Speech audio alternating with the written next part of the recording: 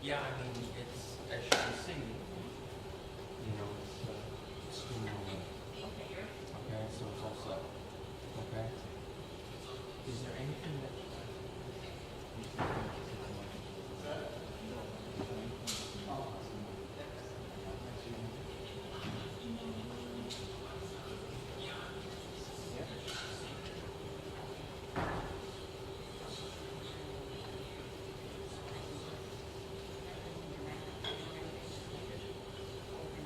that's fine? I mean, yeah, I mean, if I zoom out,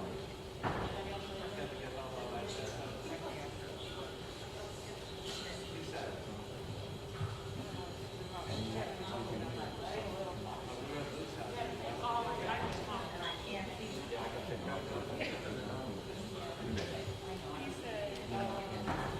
if you need me for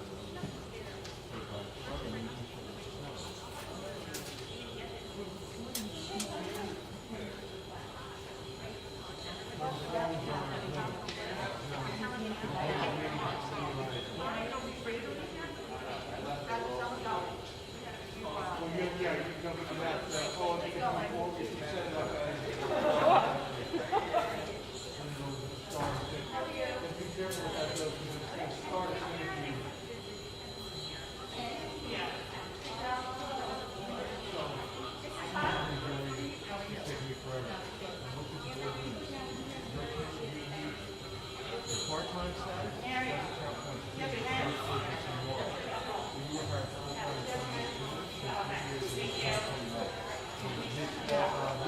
this June 2021.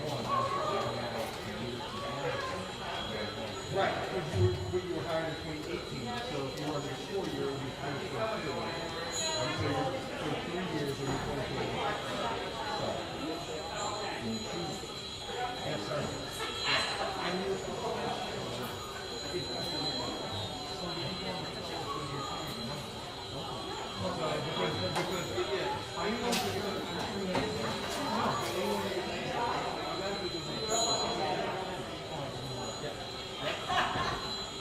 thank you, sir.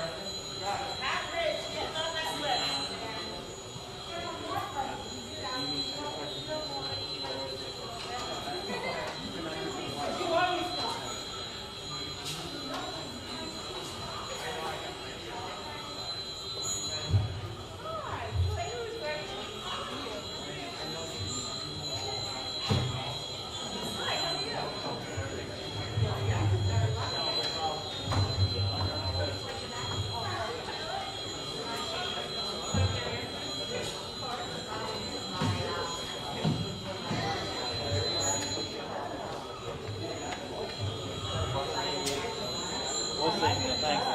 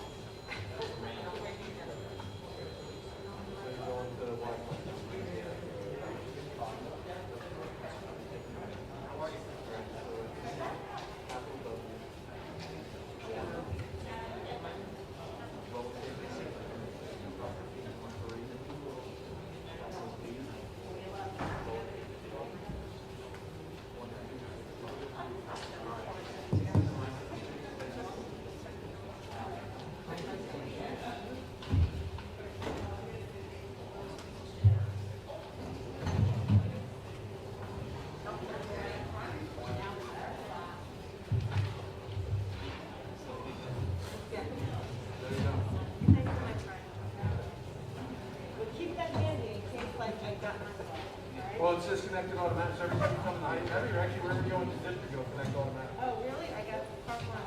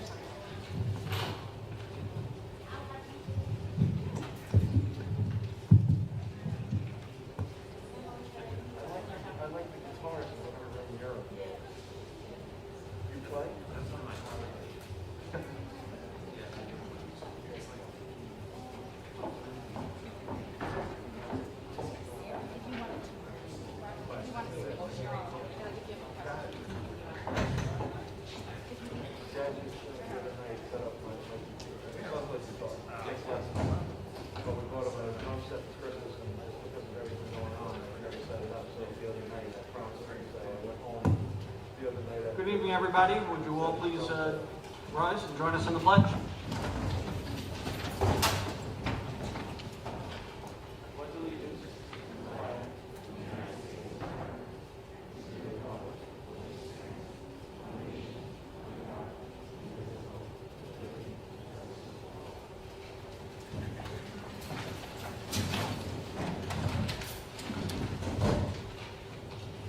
Welcome, everybody. Hope you can all hear me okay through the mask. Appreciate you all being here. It's obviously our first regular meeting back in person. Please let the record reflect that all board members, with the exception of Mr. McGinnis, are present.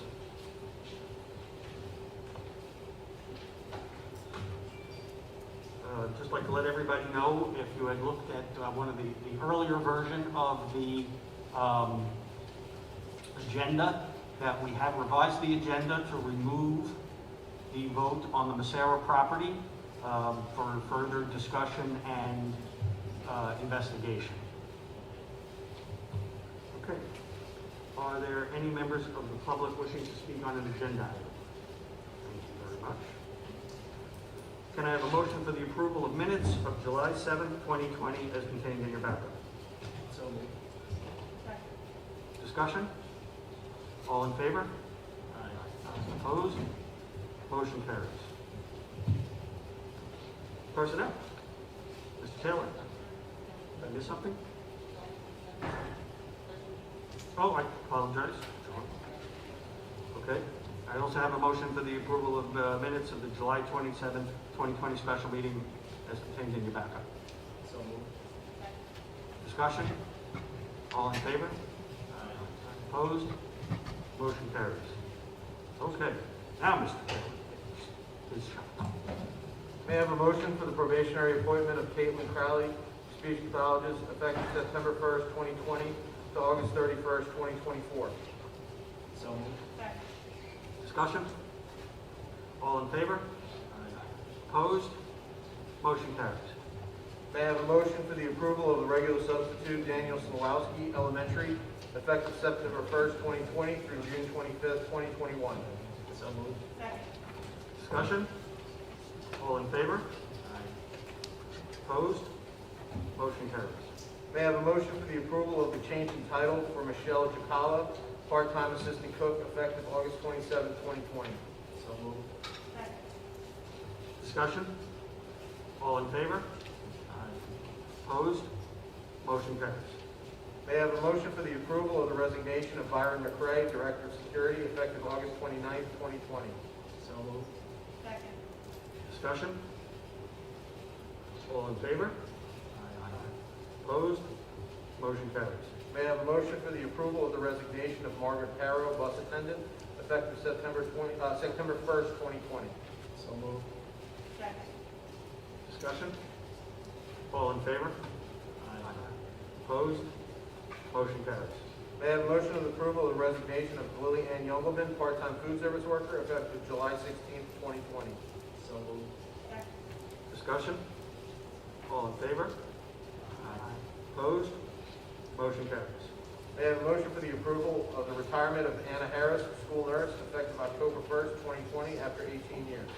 So moved. Can I have a second, please? Discussion? All in favor? Opposed? Motion carries.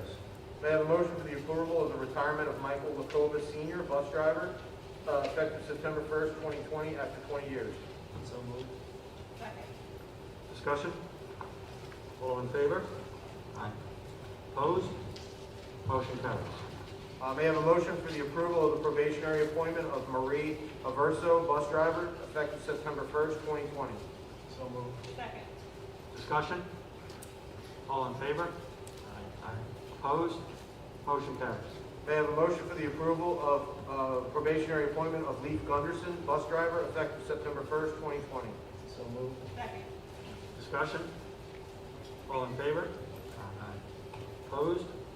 Motion carries. May I have a motion for the approval of Yesenia Campos, bus driver, effective September 1st, 2020. So moved. Discussion? All in favor? Opposed? Motion carries. May I have a motion for the approval of Kevin Cosdo, special education aide, effective September 1st, 2020? So moved. Second. Discussion? All in favor? Opposed? Motion carries. May I have a motion for the approval of Carol Marino, cafeteria aide, effective September 1st, 2020? So moved. Second. Discussion? All in favor? Opposed? Motion carries. May I have a motion for the approval of the probationary appointment for Lily Ann Youngleman, secretary, receptionist, paraprofessional, effective September 1st, 2020? So moved. Second. Discussion? All in favor? Opposed? Motion carries. May I have a motion for the approval of the permanent substitute teachers as listed on the agenda? So moved. Second. Discussion? All in favor? Opposed? Motion carries. May I have a motion for the approval of the substitute teachers as listed on your agenda? So moved. Second. Discussion? All in favor? Opposed? Motion carries. May I have a motion for the approval of the substitute teaching assistants as listed on the agenda? So moved. Second. Discussion? All in favor? Opposed? Motion carries. May I have a motion for the approval of the resignation of Crystal Fleischman, permanent substitute teacher, effective June 30th, 2020? So moved. Second. Discussion? All in favor? Opposed? Motion carries. Thank you, Mr. Taylor.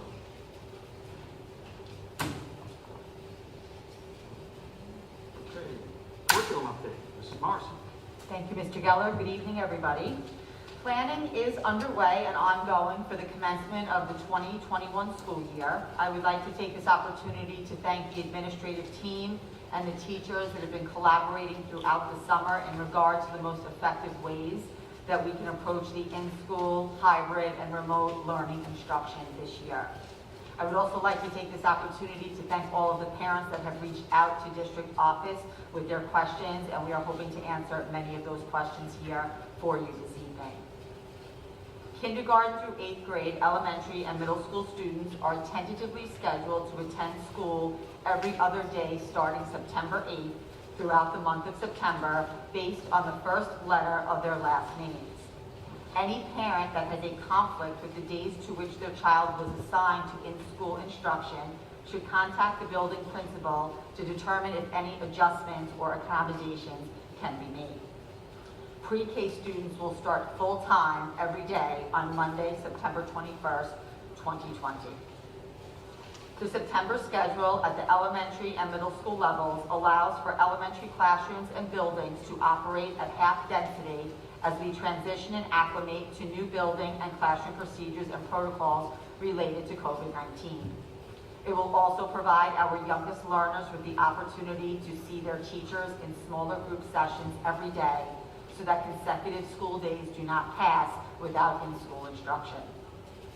The district is currently exploring ways that students in class and at home can interact, communicate, and work with one another at various points throughout the school day, so that students in home and at school can form connections with each other, because again, we are hopeful that all of our elementary and middle school students will be back to school full-time at the end of September.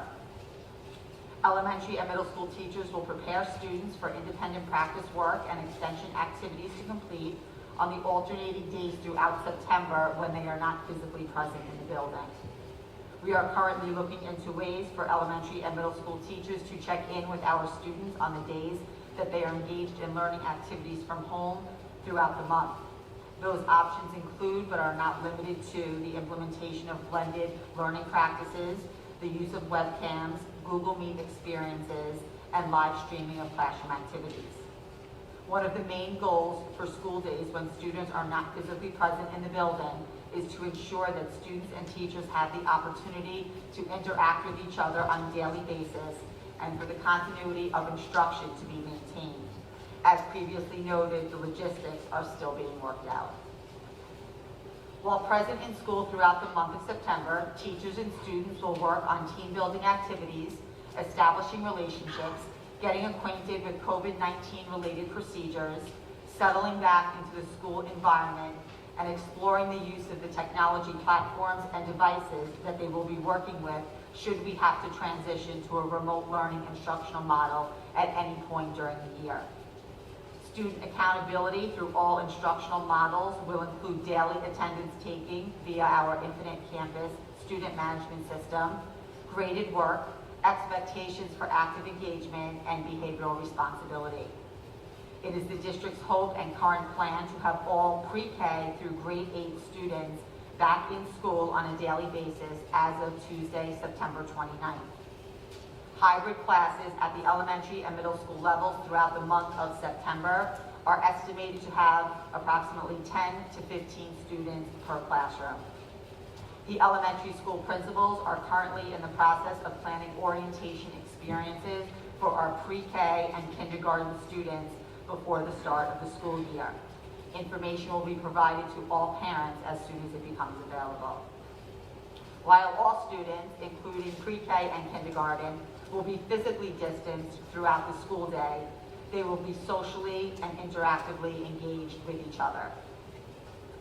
High school students are tentatively scheduled to attend school on an alternating basis starting September 8, 2020, based on the starting letter of their last names.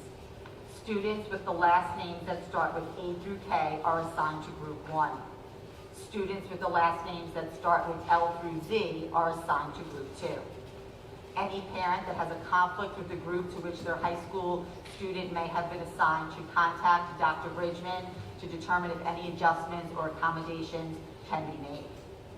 Group 1 will attend in-class instruction on Mondays and Tuesdays each week. Group 2 will attend in-class instruction on Thursdays and Fridays each week. Both groups, all of the students together, will attend school virtually on Wednesdays. We continue to work through the logistics of how our high school students' school days at home will be structured, as well as how Wednesday's virtual learning days will be organized. One of the main goals, as previously mentioned at the elementary and middle school level, for school days when students are not physically present in the building, is to ensure that students and teachers have the opportunity to interact with each other on a daily basis, and for the continuity of instruction at the high school to be maintained. The options include, but are not limited to, the implementation of blended learning practices, the use of webcams, Google Meet experiences, and live streaming of classroom activities.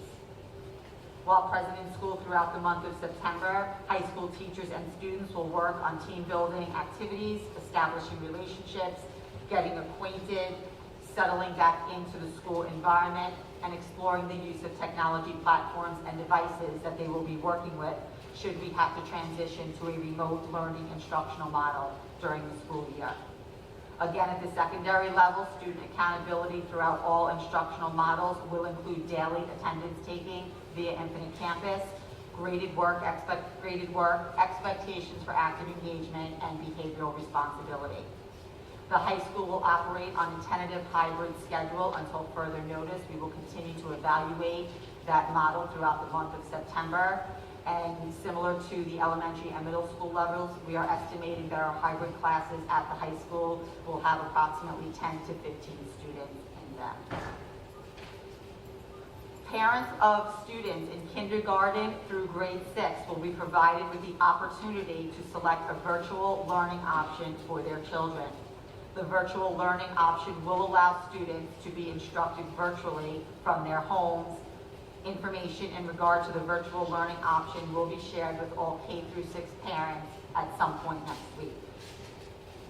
One of the biggest challenges that we face instructionally is having the time to complete an entire school year's worth of curriculum under ever-changing conditions and constraints. To that end, our administrative team and instructional planning committee members have identified the power standards in each level and area of the curriculum that must be covered in order to ensure that students are prepared with the current core skills necessary to be successful with future coursework. IEP and 504 plans will be adhered to for all students to which a document has been assigned. If a student is scheduled to see a service provider on a day that they are not physically present in school, the service will be provided remotely. This includes resource room speech, ICT services, OT, PT, hearing, and direct teacher consult at the high school. Every K through 12 student will have a one-to-one device for the 2021 school year.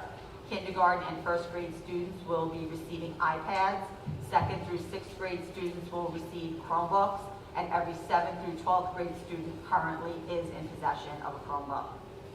The district recognizes the concerns expressed in regard to excessive screen time and will be working with teachers to ensure that academic experiences are provided to students that do not involve the use of technology. Building principals are currently putting physical distancing protocols in place that will ensure that all students K-12 are able to eat lunch in either the cafeteria, an outdoor setting, weather permitting, or an alternate location in the school building other than the students' regular classrooms. Recess will take place outside, weather permitting, socially distanced. To decrease the opportunity for germs to spread, specials at the elementary school level, art, music, physical education, and library and media will take place in the students' classrooms or outside when weather and/or other factors permit. This will help to limit student movement throughout the building and cross-contamination. Middle school and high school students will go to their art, music, PE, and elective courses. Students and staff will be expected to wear masks throughout the duration of the school day. Students at every level will be provided numerous mask breaks.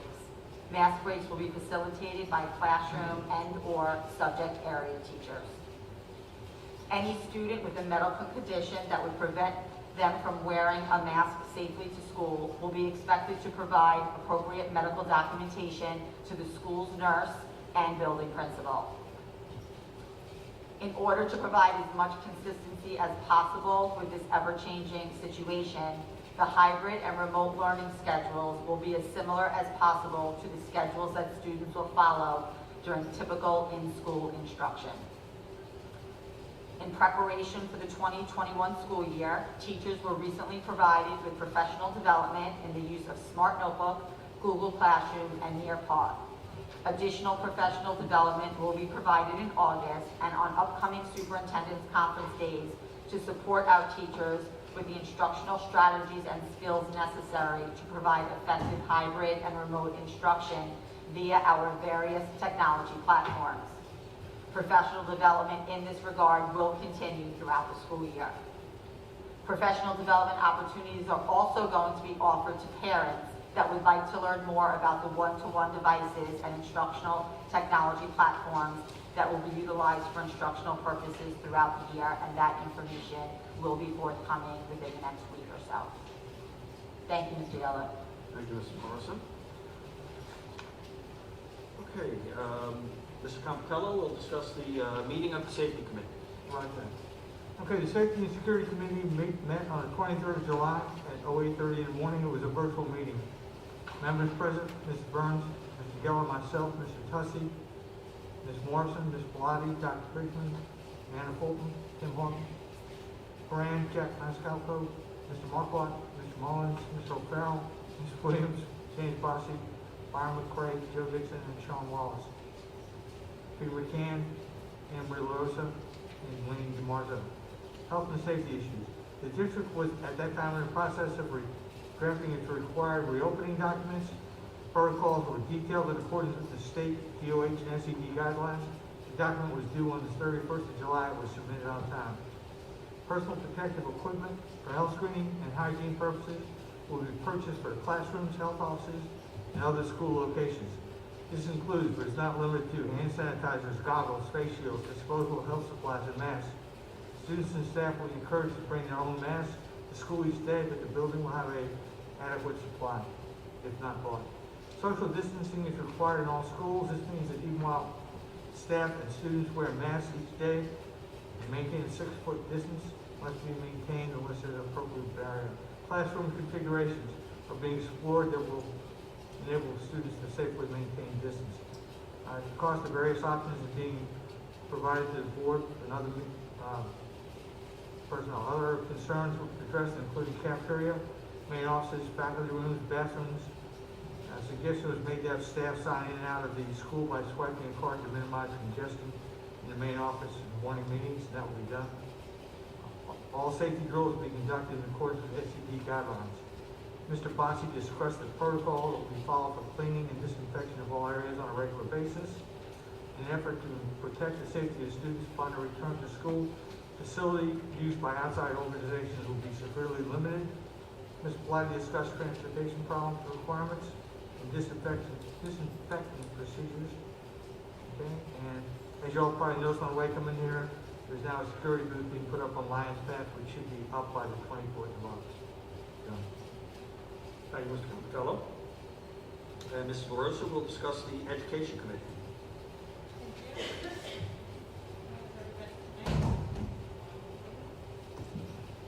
So what I am going to discuss tonight actually reiterates everything that Mrs. Morrison spoke about in her report.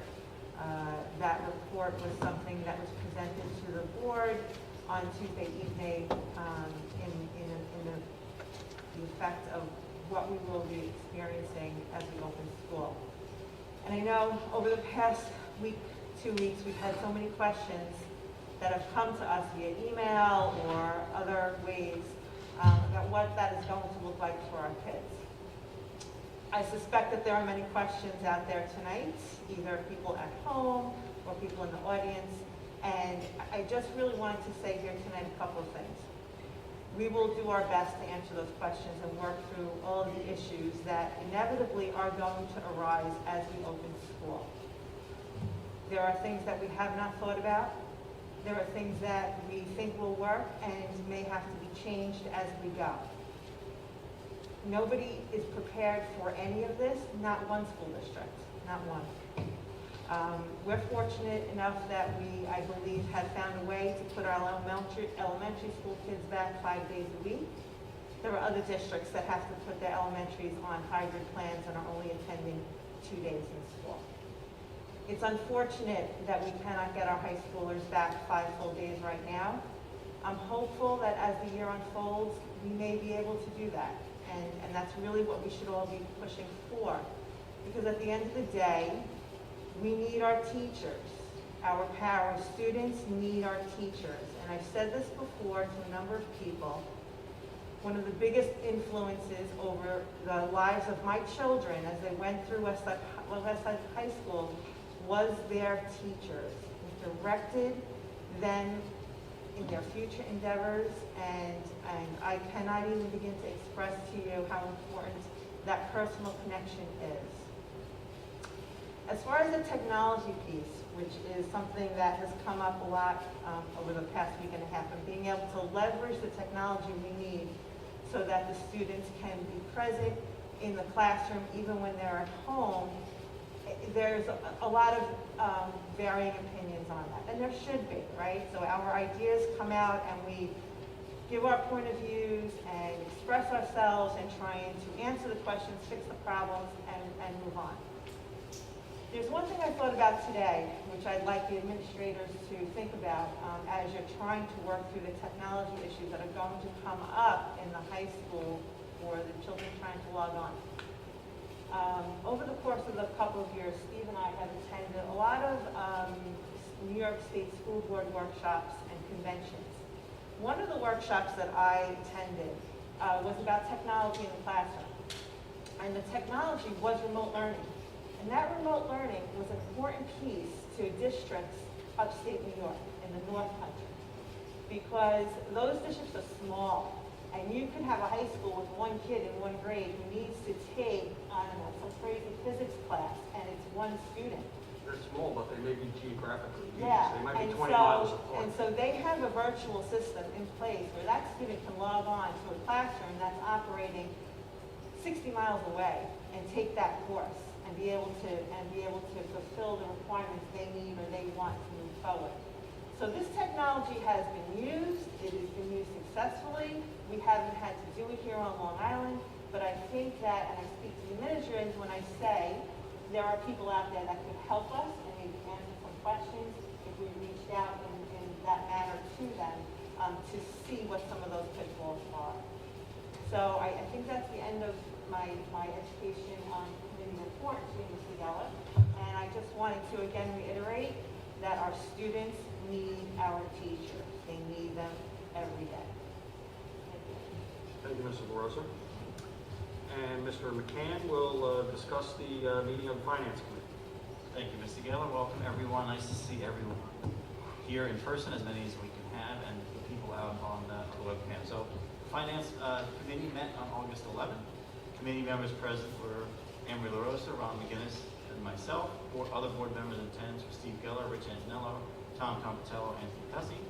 Administrators present were Bernadette Burns, Elisa Bellotti, Dawn Morrison, and Brian Taylor. The purpose of the meeting was to review the warrants for the month and present financial matters. Reports that we reviewed were the treasurer's report, the payroll summary for June and July, internal audit claims audit, system manager audit trail, payroll certification, and the review of warrants, and the review of budget transfers, all were presented and accepted by the committee. We did approve surplus of miscellaneous books from Beach and Udall and miscellaneous IT equipment. We also approved contracts for 2020-21 with Babylon Union Free School District, Complete Rehabilitation, Greenberg, North Carolina, North Castle, Lindenhurst Union Free School District, Little Angel Center, Long Island Development Consulting, Mountain Lake Academy, and United Cerebral Palsy Association. We did approve another contract for the 2000 for the Farmingdale Union Free School District, and the intermunicipal cooperation agreement at Babylon for 2021. We did approve change orders for some of our work, BSC Electric, Laser Industries were two of them. We had one discussion item. In 2019, the New York State passed a law that allows districts to install cameras on arms of school buses. The total expense is the responsibility of Suffolk County. That's to catch and prevent people from driving around school buses. That was presented to the committee, and we decided to move forward with the agreement, put it on this for the August 25th planning session for Board of Ed approval. Again, it's 100% of the cost of that program is paid for by Suffolk County, so no cost to the school district, but allows us to monitor people going around school buses that are stopped. So, meeting was adjourned at 8:07 p.m. Thank you, Mr. McCann. Mr. McCann will continue with Buildings and Grounds. Thank you, Mr. Geller. So Buildings and Grounds Committee, in the wake of everything that's going on, we've got a lot of exciting things. Continuation of the bond work, that's what's happening, which is also upgrading a lot of facilities and projects that were ongoing that were able to be continued to be worked on. Tony from the SSC group, which is our construction, gave an update on the bond work. The priorities are the bathrooms. We've worked on 30 bathrooms throughout the district. All seem to be on pace to be complete. The sinks at Blue, which were an issue, are now seem to be ready and be able to be installed.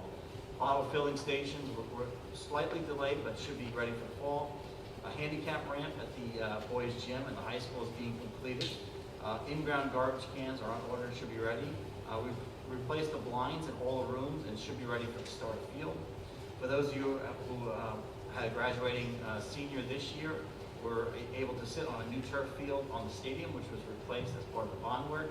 Came out exceptional, so that was a great project to be done right before our graduations, which were held on the 30th and 31st. As Mr. Compatello mentioned, the Lions Path security booth, which you probably saw when Lions Path was closed today, is underway. The booth is being delivered. It's a prefab booth being installed next week, and the road will be open shortly. Tiles in the classroom are complete. Cement pads for the baseball bleachers are complete. All mechanical room units are in the works to be completed in the fall. Bayview School extra work for ceilings and lightings is being worked on.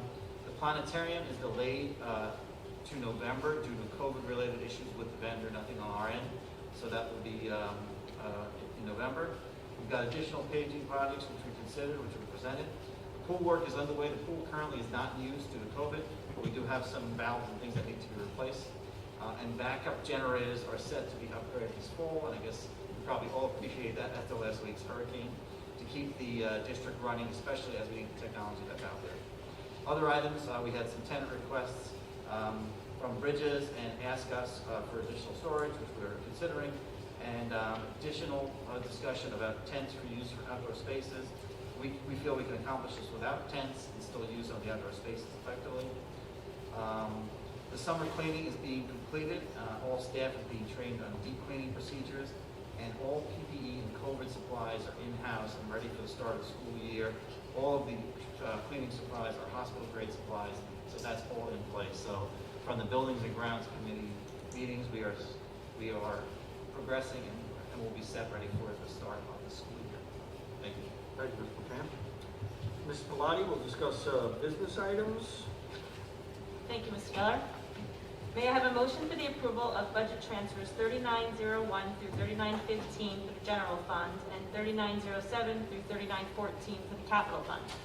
So moved. Discussion? All in favor? Opposed? Motion carries. May I have a motion for the approval of 2020-21 contracts as listed on the agenda? So moved. Discussion? All in favor? Opposed? Motion carries. May I have a motion for the approval of the Farmingdale UFSD contract for 2018-19? So moved. Discussion? All in favor? Opposed? Motion carries. May I have a motion for the approval of the Babylon UFSD intermunicipal cooperation agreement for 2020-21? So moved. Discussion? All in favor? Opposed? Motion carries. May I have a motion for the approval of the change orders as listed on the agenda? So moved. Discussion? All in favor? Opposed? Motion carries. May I have a motion for the approval of the miscellaneous surplus items as listed on the agenda? So moved. Discussion? All in favor? Opposed? Motion carries. Thank you. Thank you, Mrs. Pilati. Okay. Can I have a motion for the approval of the West Islip High School commencement exercises Friday, June 25th, 2021 at 6 p.m. And I can add personally that I sincerely hope that we'll be able to do it in one ceremony this year. So moved. Discussion? All in favor? Opposed? Motion carries. Can I have a motion for the adoption of resolution regarding district's participation in the ECIA Title I program and other federal programs for 2021 as contained in the ballot? So moved. Discussion? All in favor? Opposed? Motion carries.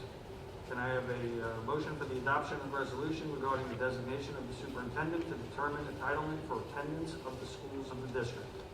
So moved. Discussion? All in favor?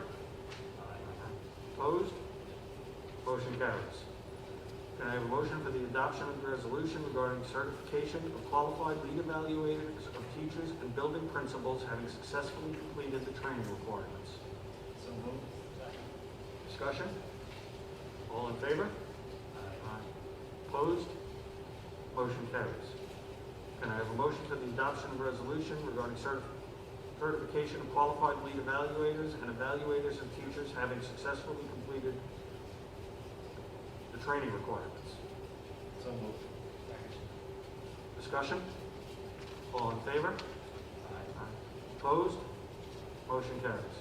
Can I have a motion for the adoption of a resolution regarding certification of coordinators in accordance with the requirements of the Dignity for All Students Act? So moved. Discussion? All in favor? Opposed? Motion carries. Can I have a motion for the adoption of a resolution regarding Chief Emergency Officer? So moved. Discussion? All in favor? Opposed? Motion carries. Can I have a motion for the approval of the revised 2020-2021 student-teacher calendar? So moved. Discussion? All in favor? Opposed? Motion carries. Can I have a motion for the approval of stipulation of settlement regarding student A? So moved. Discussion? All in favor? Opposed? Motion carries.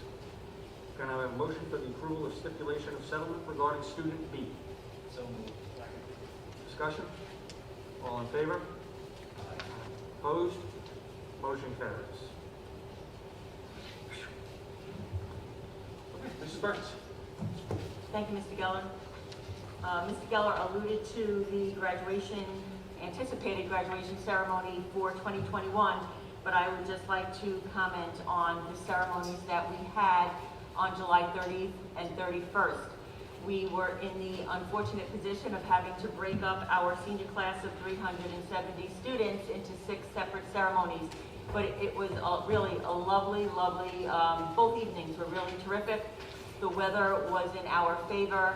I know that the administrative team and our faculty at the high school received lots of positive comments about how sensitively and how really beautifully they handled the entire situation to make sure it was as special as it could possibly be under the circumstances. So I believe we had a lot of very happy students. I know that I was one very happy superintendent. It really was a very enjoyable and intimate 2 evenings 2 weeks ago. So congratulations to all of our graduates in the class of 2020. The other thing I would like to announce is that we have scheduled, and hopefully you all received a school messenger email earlier this afternoon. We have our town hall meeting scheduled to review our reopening plan. As Mrs. Morrison pointed out, things are constantly in motion. Things change from day to day. We continue to receive feedback and reflect on what we are doing. Those meetings will be held on Tuesday at 7 p.m. and Wednesday at 10 a.m. The buildings are also in the process of scheduling their own town hall meetings, so you can achieve very specific information from those buildings about what it will look like for your child in each individual building. All of these meetings will be held virtually. I'd also like to thank Mr. Weber, who's in the back tonight, live streaming this meeting. He happened to live stream all of the graduation ceremonies as well, so people that couldn't be in attendance due to the limitations of attendance were able to enjoy that. So thank you, Mr. Weber. He's one of our technology teachers up here at the high school. And that's all I have, Mr. Miller. Thank you. Mrs. Burns. And I agree, under the circumstances, which were all lousy, I thought that the graduation was very well done and went off quite well. The weather, as Mrs. Burns said, did hold up, although she did not mention that it was extremely hot. But it didn't rain, so we were happy. Okay, any other board members have anything at this point? Okay, so we have received many questions over the last few days regarding the reopening of schools, and Mrs. Morrison addressed some of them, I think, already. But before we get to the questions here, Mrs. Burns will say she's been collating and organizing, and she's going to take a crack at it. So many of you have expressed concerns and questions, and we have been organizing them to make it as efficient as possible.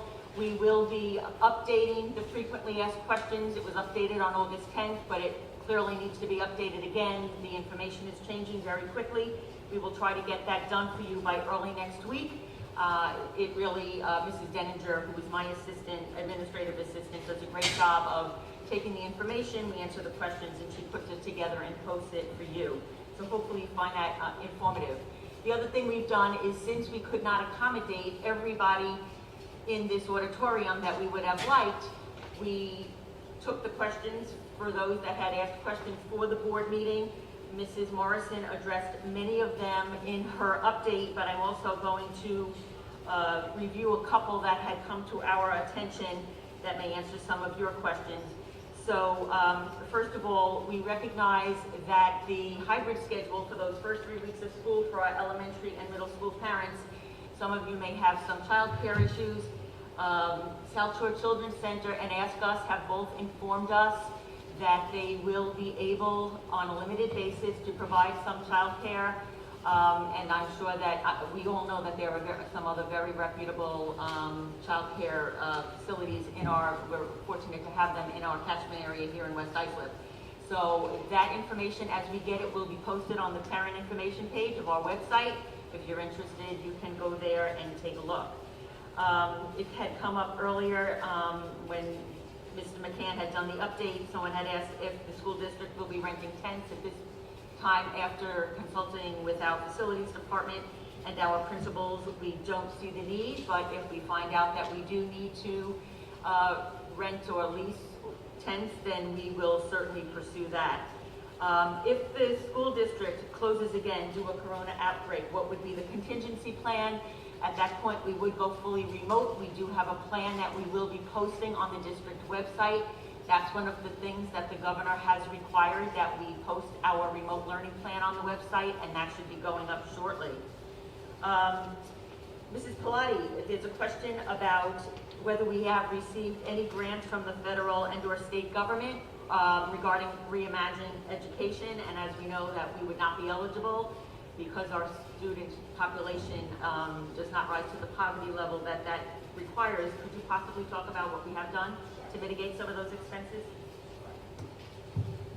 So we are not eligible for the reimagining, but we are eligible. Our state aid was reduced through a pandemic adjustment. However, the federal government stepped in and offered the CARES Act. So we applied recently, Mrs. Morrison and I applied for the CARES federal grant from the federal government, so we should be getting that aid through those federal grants.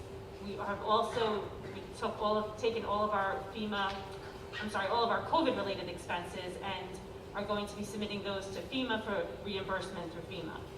So that's an ongoing project because we are still currently making purchases which are COVID-related. Thank you, Mr. Pilati. Another one of our residents asked us to release the full survey results that was posted on the district website earlier today. So if you go to the reopening plan, the survey results for both the first parent survey, the student survey, and the parent survey number 2 have all been posted there for your reading pleasure. Someone had asked about separating the meetings by elementary, middle, and high school, and as I mentioned earlier, we are going to do that by virtue of building level meetings. Just bear with me. What are our lease obligations for the other buildings, and is it possible to use the other buildings to spread some of our students out? So we had looked at a variety of ways that we might do that within all of our facilities, both within the facilities, including the high school, and then of course the other buildings for which may fall within the West Islip zone. We have Westbrook, we have Messera, which as you know is closed and is not in any condition to house children at this time. We have Curtahee, and someone had asked about the Higbee Center.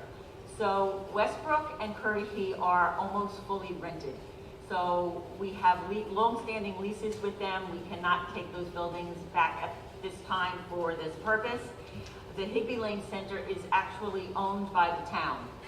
So we do own the parking lot in the back and the field in the back, but we do not have any rights to the building. So unfortunately, we are limited in that regard.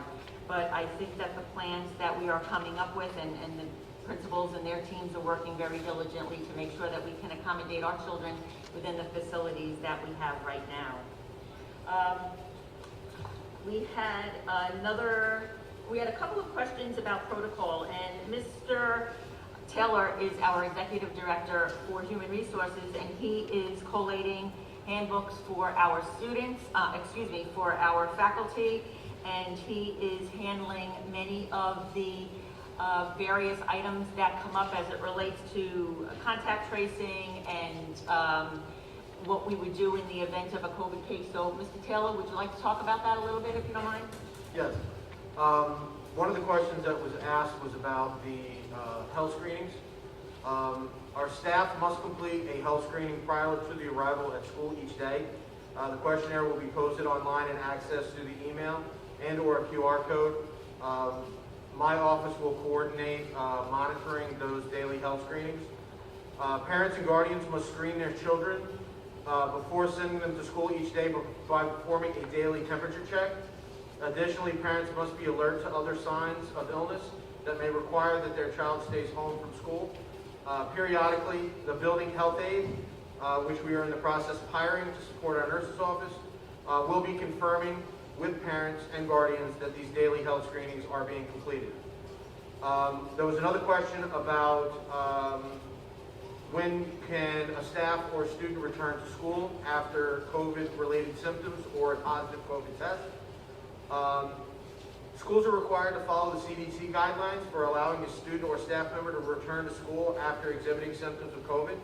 There are two scenarios.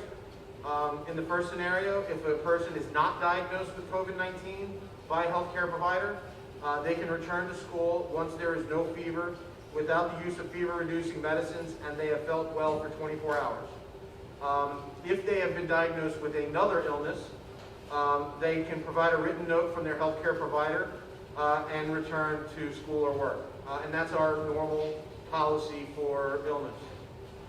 If a person is diagnosed with COVID-19 by a healthcare provider based on a test or their symptoms, or does not get a COVID-19 test but has had symptoms, they should not return to school grounds until it has been at least 10 days since the individual first had symptoms, or it has been at least 3 days since the individual has had a fever without using fever-reducing medicines, and it has been at least 3 days since the individual's symptoms improved, including coughing and shortness of breath. Return to work or school for confirmed positive cases will be coordinated with the local Department of Health and will require a written release. There was a question about Parent Square. Parent Square is a communications app that we are purchasing and it's going to replace School Messenger. You will be receiving more information about Parent Square in the near future. Thank you, Mr. Brown. Thank you, Mr. Taylor. So a couple of other points. I know there has always been a lot of confusion about what happens if there is a positive case. So let's say there is a positive case of, maybe the friend of one of your children, and your child is advised by the Department of Health to quarantine. Does that mean that your other children can't come to school? The answer is no. You would have had to have a very, very direct contact with the person that is COVID positive, and we take our lead from the Suffolk County Department of Health Services in every single case. And we've been down in personal, contact with the leadership, actually, of the Department of Health Services to clarify exactly what our responsibilities are, and when do we say you should not be in school, you need to be home. When would we need to close down a classroom or do some contact tracing or close down a building? And they are going to lead every school district in that regard. It really isn't left to the device. Obviously, a Board of Education has, the choice to weigh in on that at any point in time. And in many cases, boards of education back in March made decisions to close districts without consulting the Department of Health Service, or did and didn't follow their direction for a variety of different reasons, and it was all new to us. But that being said, the department has made it very, very clear that they will be in regular contact with school districts, and in the event that there are COVID positive, but diagnosed positive cases, that is when they will respond, and that is when we will react. And they're really talking about testing through the nasal swab, from what I understand. They're not talking about some of the other tests that they take. So, that makes people uncomfortable, certainly, because you may get a blood test that says you're positive, and then as it turns out, it was a false positive, and we are trying to work through that. It's confusing for all of us, and we want to, of course, err on the side of caution. So we're all on a learning curve there. God bless you, Mr. Bolt. And we are all on a learning curve there, and of course, we want to put everybody's health and safety first. So be patient with us as we continue to get more information from the Department of Health Services and Commissioner Piggott. Will COVID tests be given at school without parental consent? No, it will not.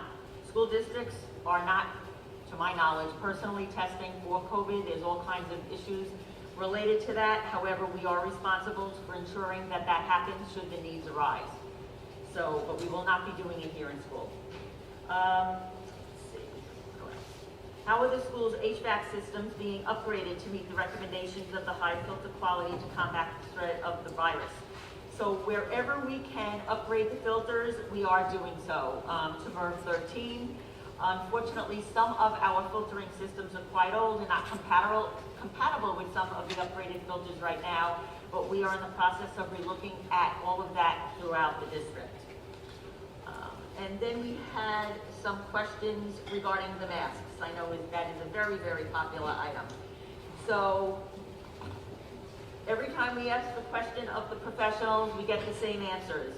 It's important for everyone in the environment to wear a mask at all times. Not so much for the purpose of, worried about you spreading it, but I'm going to mix this up, vice versa. Sorry, did I have it right? Have it backwards. You getting it, but you spreading it. Less worried about getting it than we are about Spreading it, right. And that's why they ask that everyone be wearing masks. Now, that being said, especially for our youngest learners, I mean, we've been sitting here 50 minutes, and I'm going to guess that every single person in this auditorium is pretty uncomfortable right now. This is not something we're used to. We understand that. But we also understand that it's very important to get our children back to school. We know that we need to make sure that we provide opportunities for them to have regular mask breaks. We are doing the best that we can when the barriers arrive, the sneeze guards around the desks at our elementary and middle school levels. Our children will be socially distanced in almost all cases by 5 feet, and in some cases even further. The recommendation is still to be wearing the masks unless the kids are eating or are in a situation outside and well in excess of 6 feet from each other. So we continue to work through that. It's not popular. I don't like saying it to you, but it is what it is right now. It's the CDC guidance. We have an updated guidance just from this week from the Suffolk County Department of Health Services. I have updated guidance from last week from Chapter 2 of the New York State American Academy of Pediatrics, and they're all virtually saying the same thing. Masks are a lifesaver. So we will do what we can and try to make the environment as comfortable as possible. We're hoping that with the lesser density of our students for those first 3 weeks in September, which we all know can be pretty brutal days sometimes, that will facilitate our ability to provide more mask breaks than if we have the full class in there at that point.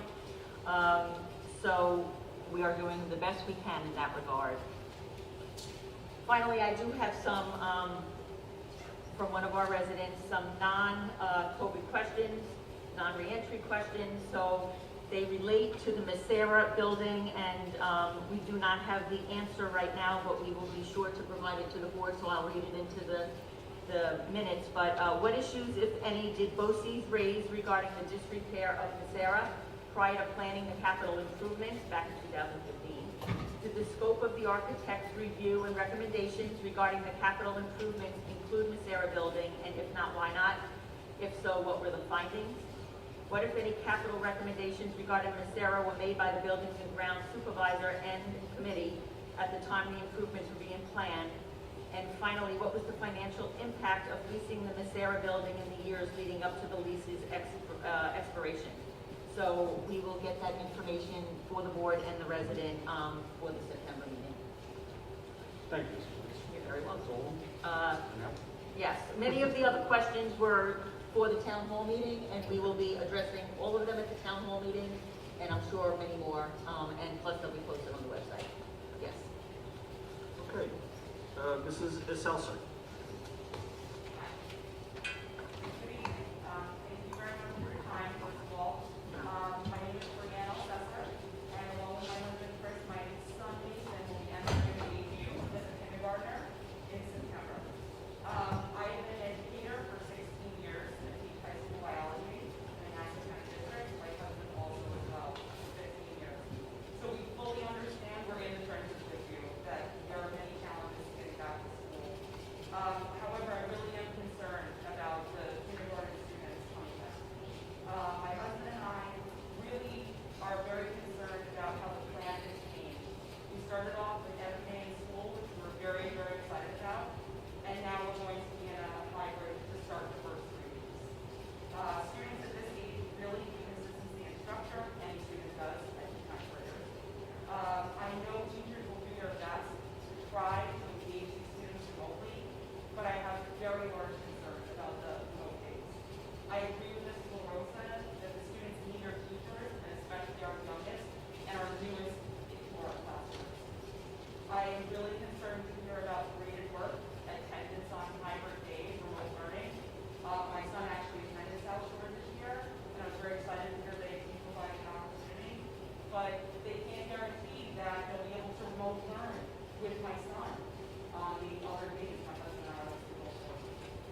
the original plan called for the 70-day instruction, and we really are concerned. We want to get all of our students off to the best way they can.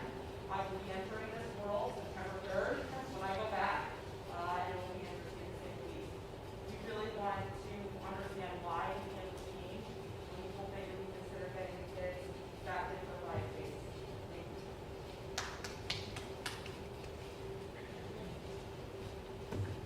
Thank you for your question. The plan was tentatively changed to the new model in response to feedback that we received from parents and some teachers concerned about having our buildings at full capacity and our classrooms at full density with all of our students. So we are trying to err on the side of caution and providing an opportunity for our students and our teachers to come back in smaller groups and therefore have the time to really adjust to the new environment that they are going to be in. So that was the decision behind that. If I could just comment, one of the things we found, and the feedback helped us to be reflective from the perspective that when we first went through all of this, we brought our staff back a little bit at a time as well. You know, the custodial staff, of course, came back first, and then the clerical staff, and before each group, there was a lot of reluctance and concern, and there was training to be done. And I would say within 24 hours, it was a matter of, you gotta remember to put your mask on, and you have to remember to socially distance because people missed each other. So we do appreciate that, and I appreciate what you're saying. But I do think it's an opportunity for us. We wanted to keep it as minimally as possible because we do agree how important it is to get kids back full time. But we also know that we can take advantage of the opportunity of addressing kids on a more individualized basis for just a few weeks and then reintroduce them all together. But I do appreciate your point. I just hope they're not going to be penalized for those hybrid days. You know, we have Yes. working there. That's my big concern. Yes. You know, I can't be there to sit with them, so it's just, and I want to be, but I have to be with my students, so that's my concern about being graded and. They're not going to be penalized for the 100 days.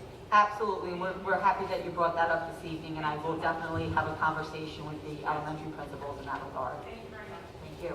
Thank you. Mrs. Vaughn? Hi. Is it on? I'm sorry? This is on, right? Yes, sorry. First, I just wanted to thank everybody for having this meeting and Mrs. Burns for responding to some of my emails. I really appreciate the calmness of your responses and the quality of your response. I wanted to thank you for that. It's much appreciated. My main question is, I think it's going to be in opposition to the other questions we had. I just wanted to thank you for reconsidering and taking a little pause and by introducing the hybrid model. I'm of the school that we haven't been here before. This is all new to everybody, and I've always, my motto is kind of small steps, and I think this is kind of small steps to kind of see how everything is going, and I really appreciated that. I wanted to thank you for that. My question had to deal with is the hybrid situation. If the need arises, would it be continued, or if the need arises, and if not, if a student starts as a hybrid, would they have the opportunity to go all virtual if the hybrid model wasn't continued? Did you, if they could go from hybrid to remote, is that what you're? Okay, so we've been looking at that. As you know, since the first meeting where we received feedback and you know, many people had made it clear that they wanted the option for a remote model, and I know the Board of Education considered that, and we have now offered that. So there have been some adjustments to our schedule. One of the challenges is that we make staffing decisions based on our class sizes, and that would include those remote learning sessions as well. So if there is an opportunity to make those adjustments, my answer would be yes, we would take each one of them on a case-by-case basis. But this is an ever-evolving situation, as we all know. I mean, New York, thank goodness, is in a pretty good place right now, and Suffolk County is in a very good place right now. But this could change on a dime if people aren't making good choices. So the bottom line is the plan could change at any point in time, and that could come at the direction of the governor, that could come at the direction of the Department of Health Services, or that could come at the direction of the district from the perspective of saying, this really isn't working for us, so we may need to make some changes. So we'll be reassessing at the end of September, and then periodically throughout the school year, and the plan will stay in place if it can. As Mrs. LaRosa pointed out earlier, we'd love to get our high school kids back, but the density of the building right now is a little too much of a challenge, but we continue to look at that.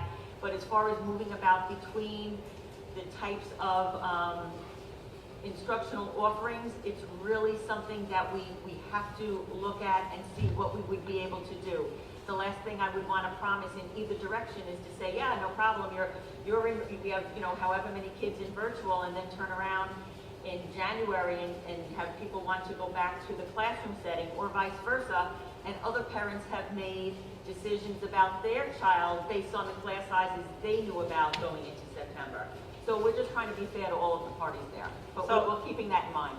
I just want to add to that, because the virtual model was not initially offered, right, when we were first discussing what the plan was going to be. And at a second look, we thought, okay, if we go with the virtual model, how many people would take it, and how could that help us decrease the density in our classes across the school district, K through 6, to you know, further the social distancing and for safety protocols.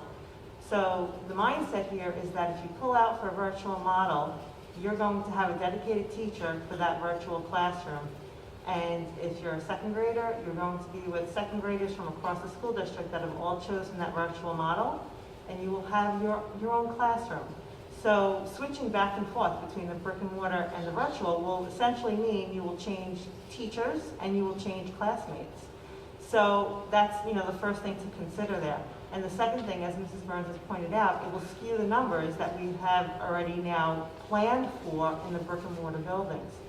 So by offering that virtual, it's for people who are uncomfortable going back to the school buildings, that can be home with their children, right, of that age, while they're taking those virtual classes. And it's meant to be a September through June model for that reason. I think that moving back and forth would not be beneficial to the student involved in the virtual or the student in the classroom.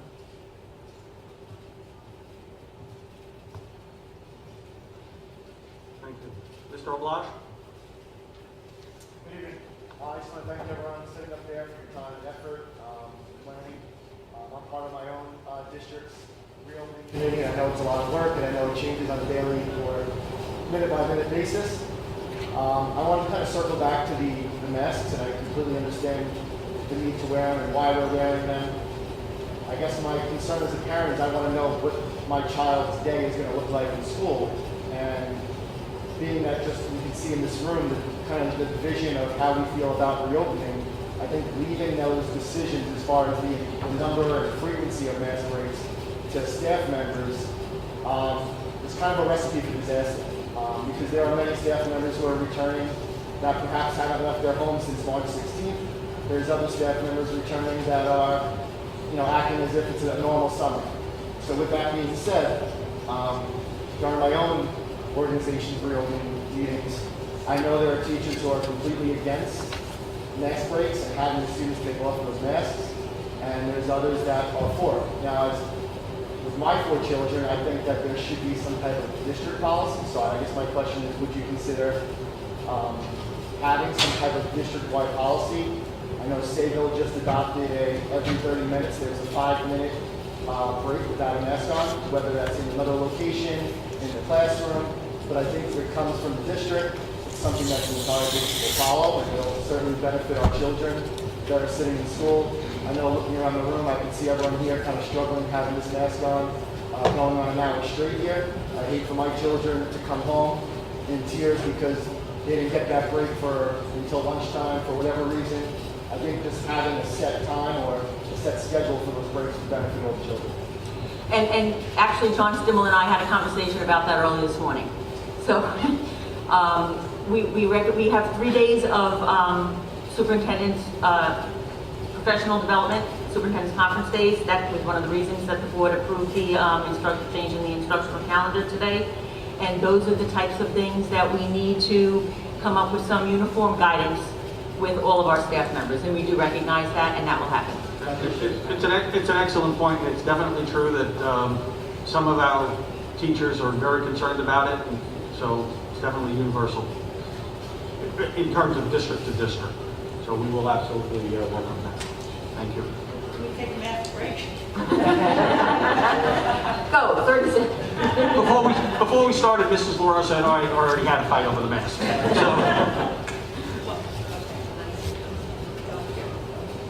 Mrs. Fix?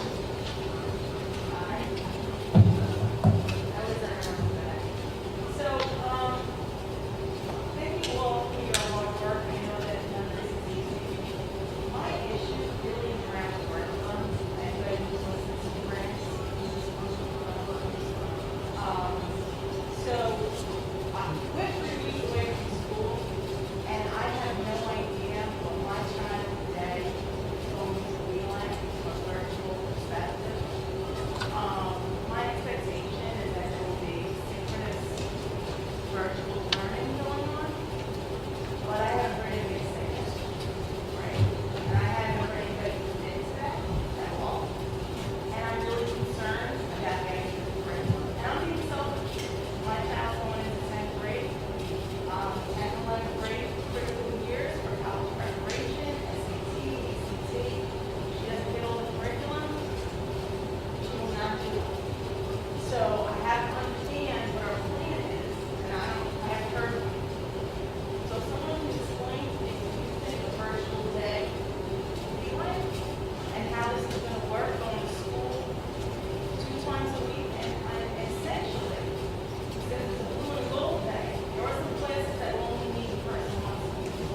So we're pitching this twice a week, but it's really, for some courses, only meets a week.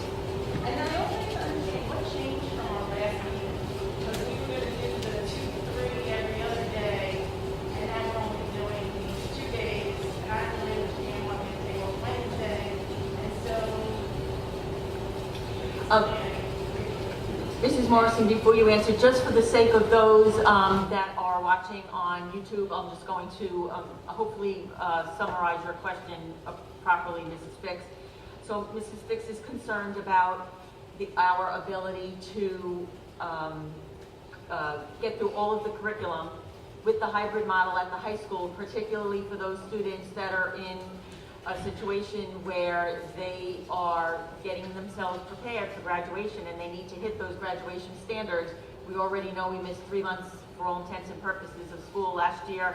Kids have been away for 5 or 6 months, and now we are in a position where we're starting a little bit later because we need to address other issues in those first few weeks. And also what changed from the last meeting that precipitated the model change as far as the days of attendance. Good evening, Mrs. Fix. We share your concern in regard to ensuring that our students that are at home are receiving the same instruction that our students in the classroom are. We have been exploring various options, webcams being one, live streaming being one, some blended learning models being another.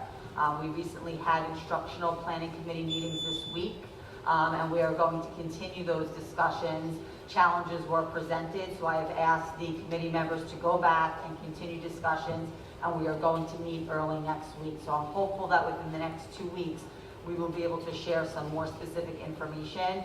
But I am in agreement with you. Our students need to be with our teachers. That's the way they learn best, and that is something that we are working towards. We did make the schedule changes for consistency purposes. Again, we were asked to keep students' schedules consistent, and really the only way to do that was to provide consistent days each week. Wednesdays, we are looking to utilize as a virtual day where classroom teachers will have the opportunity to pull their 2 groups of students together to collaborate and to confer and to work together, so that when we hopefully come back to school in the same environment, kids are familiar with one another and they have a collaborative spirit amongst one another at that point.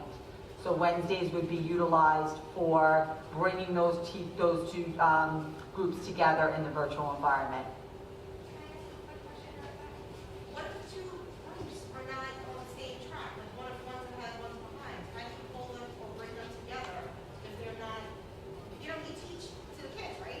Yes. One is, half a chapter behind or 3 essays behind. How are you going to mesh them right together? So that is a challenge that we are working through with the teachers, and that's going to come down to the continual assessment of our students and teachers really being in tune to not only the students that are present in the classroom, but also those students that may be viewing on the webcam or through a virtual model. It is something that we are working through. It is a challenge. And it's something that, when I spoke before at the education committee, has been done in other areas of the state, and we need to focus on those areas and really hone in on how they do that.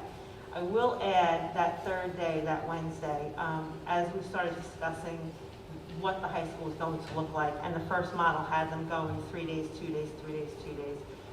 It was when the administration and the teachers started speaking about having that virtual option on those home days that I personally thought that Wednesday would work well in a system like that. That Wednesday works well if we get the synchronous teaching going the other 2 days. If it doesn't happen, then I think we need to really seriously revisit having the 3-day, 2-day option. But again, introducing the remote learning in the classroom, virtual, webcam, synchronous, whatever words you want to use to describe it, having that Wednesday in the middle works. Without it, it doesn't. It's just a waste. So I think it's important to remember that whatever we do is brand new, and it's going to be a learning experience. And I've gotten some email questions about every aspect of this, and will this change over the course of the year? And I think it's going to be very dynamic. As we go along, we're going to learn, we're going to adapt. The teachers are going to adapt, the kids are going to adapt, the parents are going to adapt. And hopefully, I'd certainly like to think we're going to hit the ground at 100%, but the likelihood is that there's going to be some learning curve here, and we're going to adapt with it. I will add, I am also in agreement that students need as much live instruction from their teachers as is possible. As Mrs. LaRosa said, there is no substitute for the teacher. So.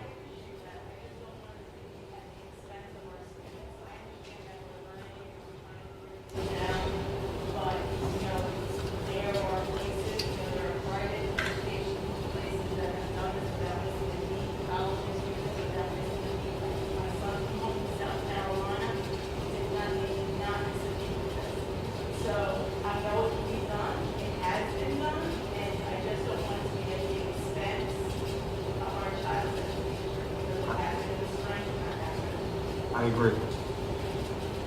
Thank you, Mrs. Six. Mrs. Young. Mrs. Minio.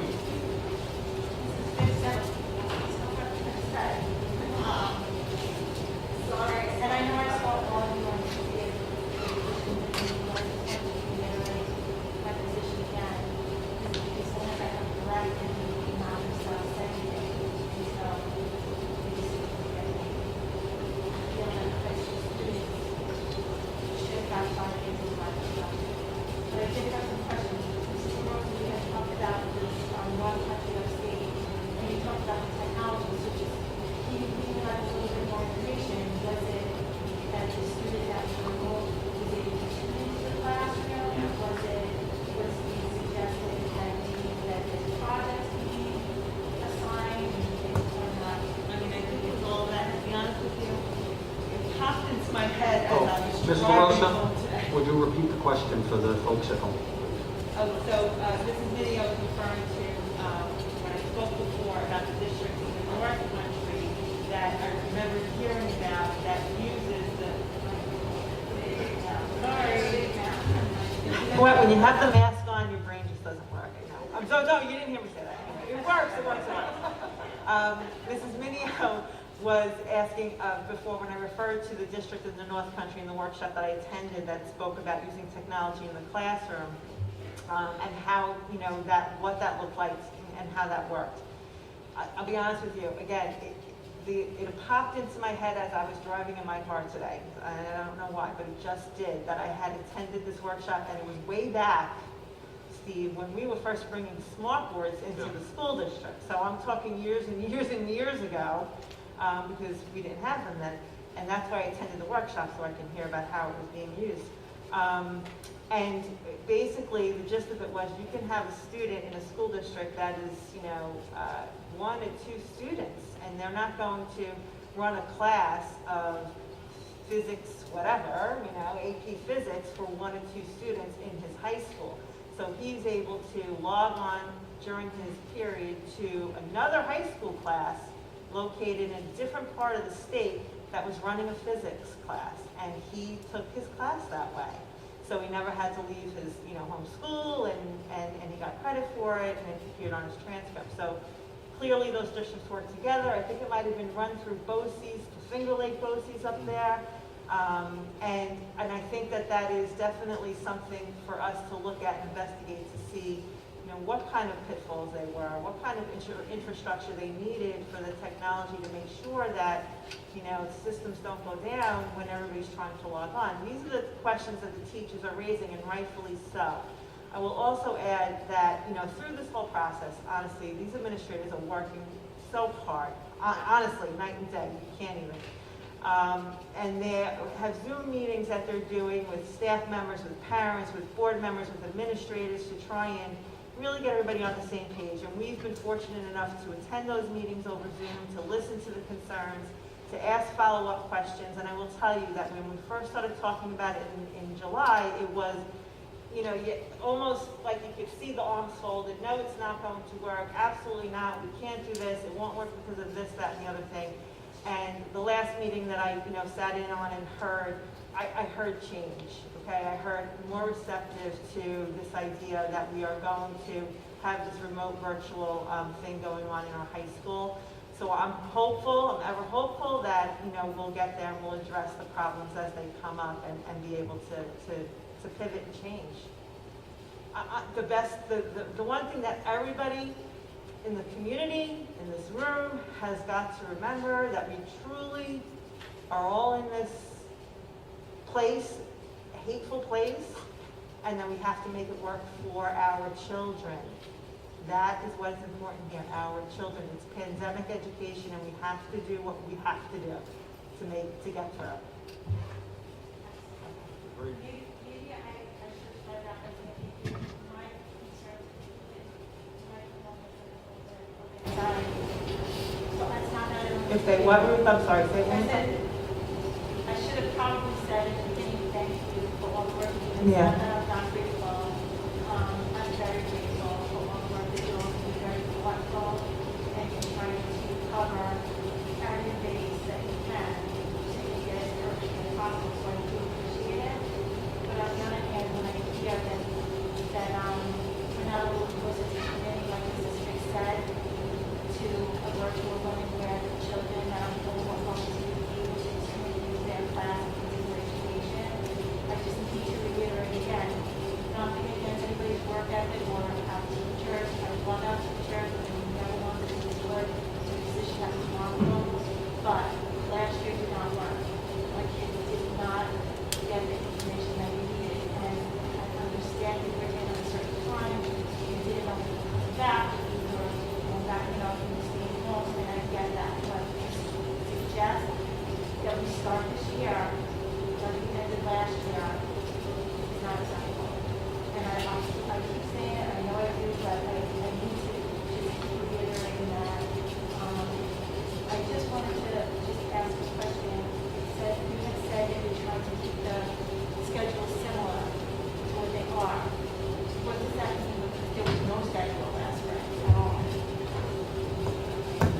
Why- So I just would like to make sure I heard you correctly. You're asking about keeping the schedule similar? You had said that you're going to try to keep the schedules as similar Yes. as possible. What does that mean? So we are trying to keep the schedules where students will basically follow their regular schedule, whether they are obviously in school, hybrid, or remote. So right now, we're on a hybrid schedule. Let's just say we run into the unfortunate circumstances that we have to go to remote. We would be looking to run students and teachers through their regular schedules to the extent possible through the school day.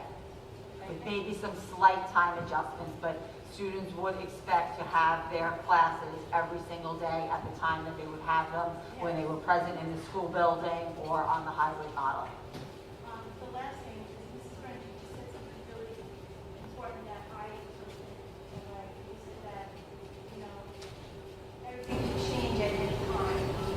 And we could go to full enrollment. I'm kind of expecting that at some point, if the government, let's say, shut it down, you know, we're going remote. So that's why it's important to me as a high school parent to button this up as soon as possible, because if my kids on the 3 days that they're not in the building, if they're not going to have live instruction every single day, I would like the opportunity to make other education arrangements for them, so then they're not stuck like last year, doing 5 days with no direction, teaching themselves, if they're not teaching themselves chemistry, algebra, foreign language, anything. And it's a compliment to our teaching staff to say that my kids cannot succeed without their teachers and their education condition. Thank you.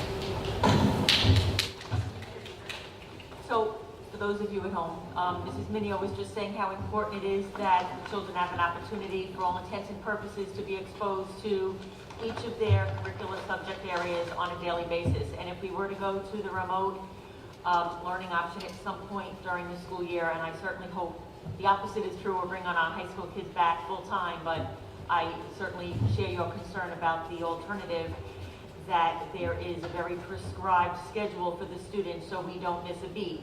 And if it's any small comfort to you, Mrs. Morrison dropped on my desk just yesterday what that remote schedule would look like, and I can assure you that it reflects that we would continue in a remote manner as though the children were sitting right in front of us in the classroom. So that's what we're looking at right now. It hasn't been finalized, but we do understand the importance of that in order to achieve, you know, those learning standards for all of the kids for the rest of the school year. Thank you, Mrs. Minio. Thank you, Mrs. Burns. Okay, can I have a motion to adjourn to executive session where we will discuss personnel, negotiations, and litigation?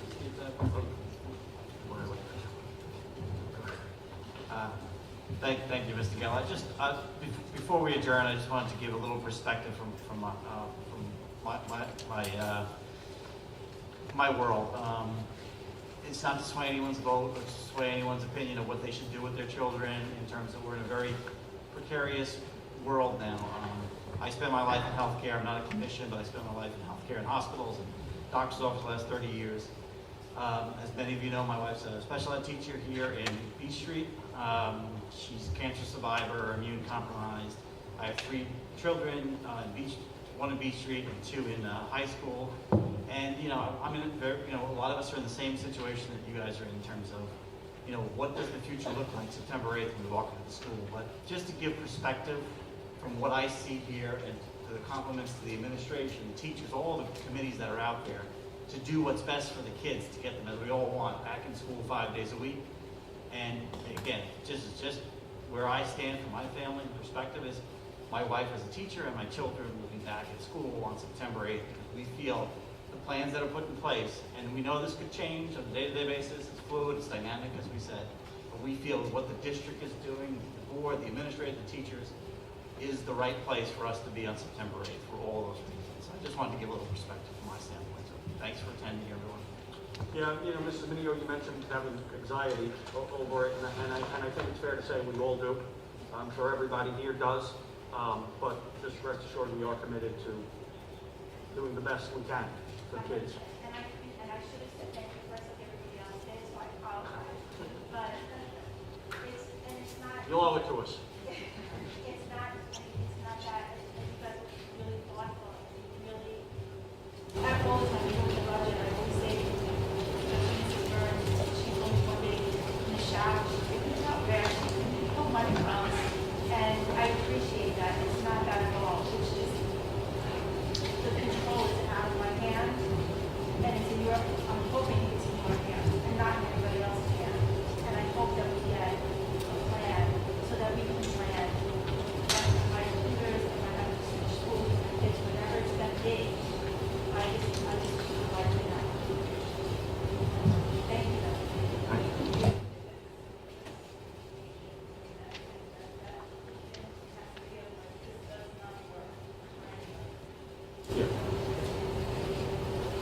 Okay.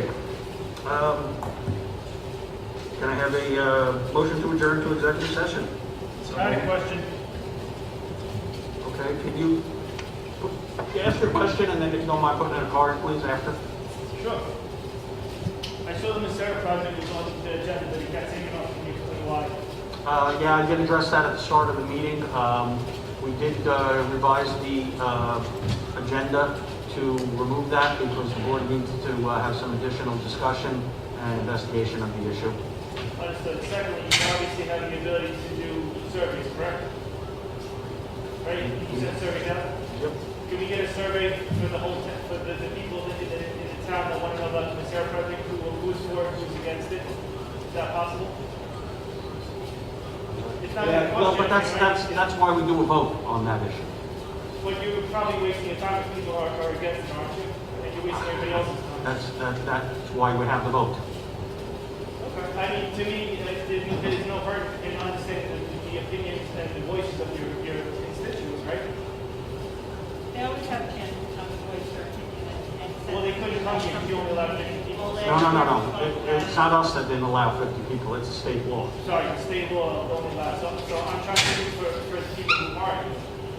We want to know what's going on with this project. It's been 6 months and we don't know anything, so it would be nice at the next meeting to have an update for us. You will be hearing more about it in the very near future. And again, so we're gonna put something up on the website that will explain the process in detail. But to go through it, if and when we get to a point where we reach we're ready to sign a contract, there will be a vote by the board. Then there will be a series of presentations by the eventual developer, and people will get to meet the developer, they will get to ask their questions, the developer will get to answer them. Ultimately, we will set a date for a vote. The community will be notified well in advance via postcards of the day of the vote, and then the community will get to speak. Thank you.